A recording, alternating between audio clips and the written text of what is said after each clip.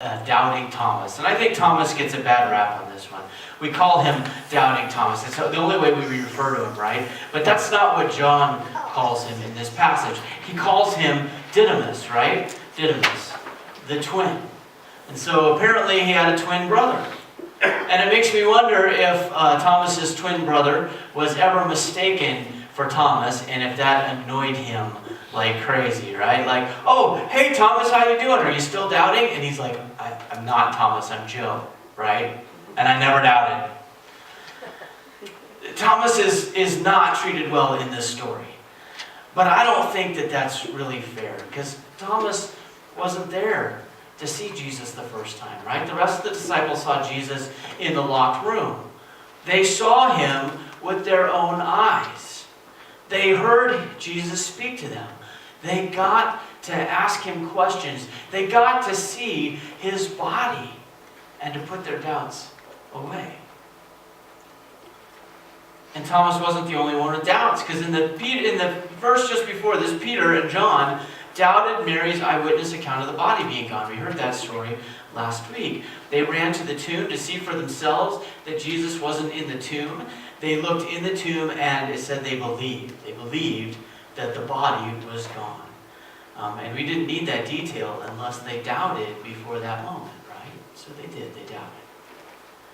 Now Thomas doubts, and he gets labeled for all time as Doubting Thomas. And it seems to be an insult because Jesus kind of ribs him for it a little bit, right? Do you believe because you see me, Thomas? Well, happy are those who don't see me, and yet they still believe. And yet in that statement, Jesus shows acceptance of Thomas. He doesn't tell Thomas that he's no longer welcome. He doesn't tell Thomas that he's out because he failed to the belief test. He shows Thomas his wounds. And he allows Thomas to touch the wounds. Why? Well, perhaps seeing the body and seeing the wounds is important. But Thomas is forgiven and accepted. And yet we are asked to believe without seeing. I talked about that magic kit that ruined my the illusions for me, right? Well, it isn't quite true. I still like to watch magicians do their thing because they still amaze me. And I think that my favorite trick that magicians do, are the ones where they seem to be revealing how they do an illusion.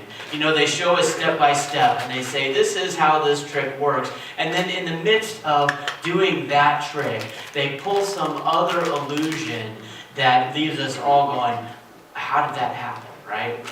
It's like leading us down a trail to say, I'm going to show you exactly how this works, and then not showing us at all, right? And I think, how did he pull that fast one on me? And I think it's pretty amazing.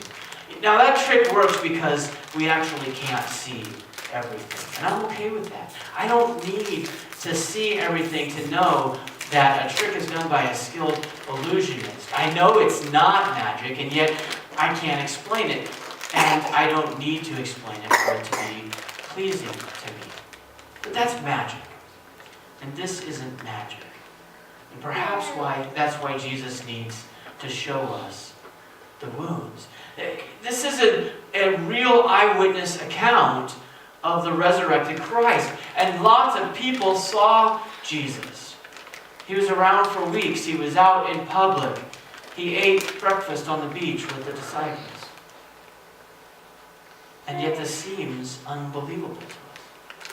And how are we supposed to believe this story? But I think that's actually true of every story. My dad used to tell me this story, and he used to tell me stories about his dad, and my grandpa on my dad's side died before I was born, and so I never ever met him. But I heard this one story that my dad told so many times that it was almost as if I was there, and it was from when my dad was a boy. Now my grandpa had this ongoing feud with a goat. He lived on a farm, and the farm had a goat, apparently to keep the weeds down in the yard. And so it was able to roam freely around this farm. And so my grandpa had this routine in the afternoon when he went to feed the pigs. He would go to, the hog lot was on one side of the farm, and where he stored the feed was on another side of the farm. And so he would go to the storage, or to the feed bin, and he would fill 2 buckets with feed. And he would grab the 2 buckets, one in each hand, and he would make the trek across the farmyard to where the pigs were. And about halfway, his arms would get a little tired, and so he'd set his buckets down on the ground. And I guess in that day, tobacco was a little bit more common. He would pull out his tobacco pouch, he'd take out a little wad, and he'd put it in his cheek, and when he finished, he'd put the pouch away, and then he'd bend down to pick up the buckets, and he'd then take them to the hog lot and feed the pigs. Well, apparently more than once, as he was bending over to pick up those feed buckets, the goat would come ramming and bam, right from behind, it would knock over my grandpa. And I've seen videos of people getting rammed by goats, and so I can imagine exactly how this happened. Now, I don't have any reason to believe that my dad was making up this story. I have no reason to believe that this story isn't real, because on the one hand, I trusted my dad, and I've seen those videos, right? But I didn't see it, and so is it real, or is it just a fun story? Well, whether the story is real or not, I believe it without having to have seen it for myself. I've heard it so often. It's as though if I was there. Now, my dad has been gone for 30 years. And I haven't heard that story for at least 30 years, probably more like 33 or 4. And yet I can still hear my dad telling it. I can still see him telling it. I can see all the actions that he used as he told this story. It's a part of who I am. And that is how we are to be with this story. That's what Jesus wants of us. We are the ones who haven't witnessed the wounds in his hands. We haven't been able to touch them. We haven't encountered the wound in his side. But we have encountered Christ in our lives. We have been changed by the risen Savior. Isn't that true? We know the power of Christ in us. We know that when everything seems lost, Jesus gives us hope.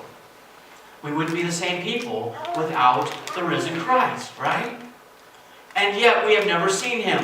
We know him, but we haven't seen him. We have only seen the outcome of the story in other people.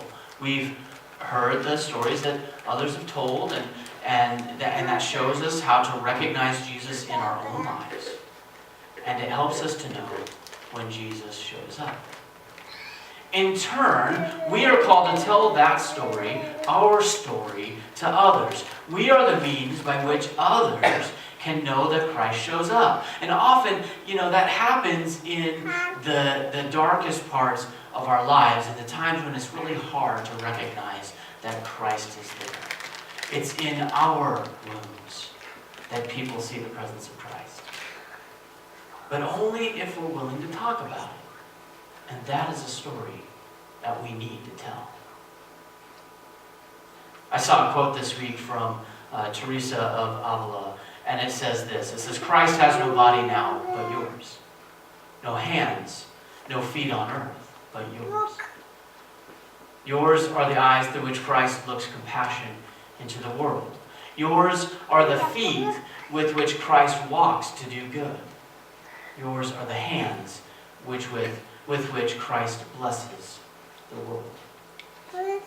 That is how God has chosen to change our world. I don't know why. It seems kind of risky to rely on humans to do God's work, but it is the way in which we get to be blessed. When we are the hands and we are the feet of Christ in this world, then we get to bless others, but we also get blessed through our act of giving. We get to see the life changed by the love of Christ. We get to see the person fed. We get to see the house built. We get to see the presence of Christ in the world, in the person that is being helped, even as they see the presence of Christ in us.